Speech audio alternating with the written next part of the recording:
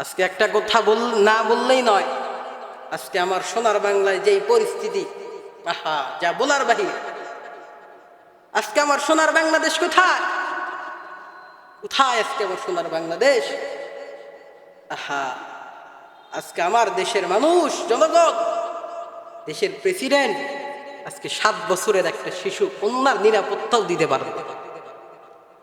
একটা কথা এই জন্য বলতে চাই, আমার বাংলার জমিনে ততক্ষণ পর্যন্ত ধর্ষকের ধর্ষণ করা বন্ধ হবে না, যতক্ষণ পর্যন্ত আমার দেশে ইসলামী শরীয়ত অনুযায়ী, কোরআনের রায় অনুযায়ী রাষ্ট্র না চলবে।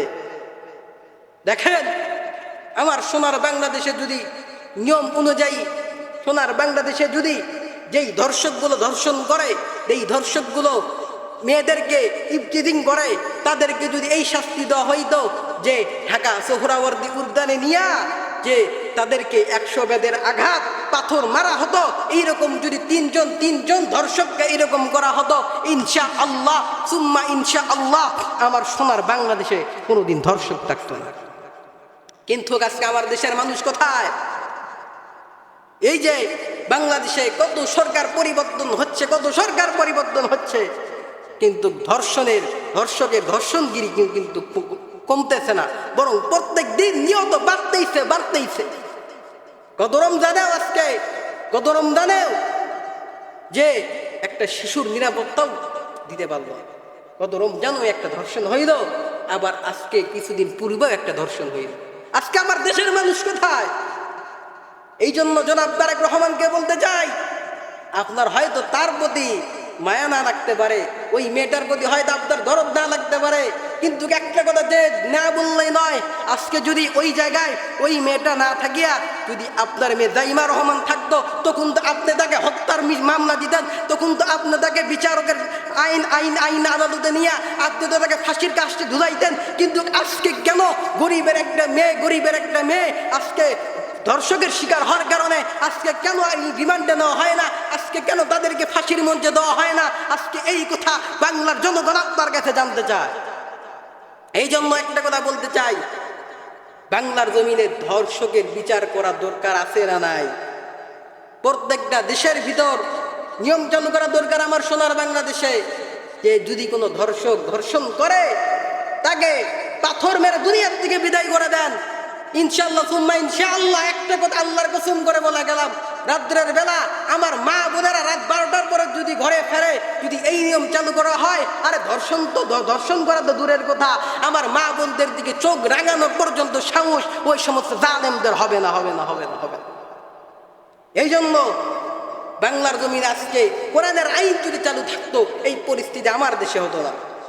কিন্তু কোরআনের আইন চালু নাই দেখে আজকে আমার দেশে এই পরিস্থিতি। কোরআনের আইন যদি চালু থাকতো, খবরদার কোনোদিনও কোনো চোর চুরি করতে পারতো না, কোনো ডাকাতি করতে পারতো না, কোনো পাতি নেতা আলেমদের বিরুদ্ধে কথা বলতে পারতো না, আলেমদেরকে ঘাট ধাক্কা দিয়ে স্টেজ থেকে নামাই দিতে পারতো না। আজকে আলেমদেরকে অপমান করতেছে, আলেমদেরকে বেইজ্জতি করতেছে। এই যে ধর্ষণের কেসে যে ফেসে গেল একজন যুবক, এই জায়গায় যদি কোনো মাদ্রাসার হুজুর থাকতো, মাদ্রাসার যদি কোনো আলেম থাকতো, মিডিয়া তো সেইভাবে প্রচার করতো। কিন্তু আজকে মিডিয়া কেন গরম না? আজকে কেন মিডিয়া কম চুপ হয়ে আছে? তার একটাই কারণ যে সে তো মাদ্রাসার হুজুর না, সে তো মাদ্রাসার কোনো আলেম না। যার কারণে আজকে আমার দেশের কিছু যার সন্তান সাংবাদিকগুলো এই বিষয়গুলো আজকে মিডিয়ার সামনে প্রকাশ করতেছে। বড় আফসোস লাগে, কোথায় চলে আসছে আমার দেশের মানুষ, কোথায় চলে আসছে? এই জন্য সকল মিডিয়ার কর্মীদেরকে অনুরোধ করবো, সকল সাংবাদিককে আমি অনুরোধ করে বলবো যে আসল খুনিকে ধরবেন, কিন্তু হুজুরদের বিরুদ্ধে আপনারা আজে বাজে কথা ফেসবুকে লিখবেন, আজে বাজে কথা সাংবাদিকের কাছে প্রকাশ করবেন, এইটা কিন্তু ভাইজান কাজ আপনারা মোটেই ঠিক করতেছেন। কাল হাসরের ময়দানে আল্লাহ পাক যদি জিজ্ঞেস করে, কেরে গরিবের একটা মেয়ে ধর্ষণ হইল, তার বিচার তো করলি না, তার সংবাদ তো তুই গোটা বাংলাদেশে গোটা মিডিয়ার সামনে প্রকাশ করলি না, কিন্তু একজন আলেম অপরাধ করেছে, আলেমকে নিয়ে তো খুব লাভালাভি শুরু করেছে।